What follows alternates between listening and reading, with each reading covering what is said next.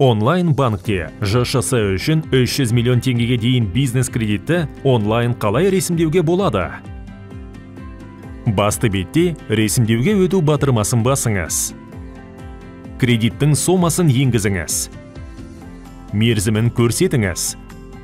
Ай сайынғы төлем сомасы автоматты есептеледі. Жалғастыру батырмасын басыңыз. SMS-пен келген кодты енгізіңіз. Әрі қарай батырмасын басыңыз. Деректерді тексерудің аяқталғанын күтіңіз.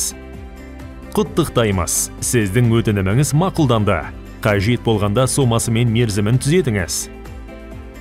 Өтеу әдісін, өтеу күнін, ақшаны есепке жатқызуға арналған шотты таңдаңыз. Шартқа қол қою үшін әрі қарай батырмасын басыңыз.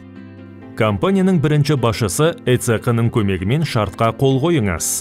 Құттықтаймыз, сома сіздің шотыңызға аударылды.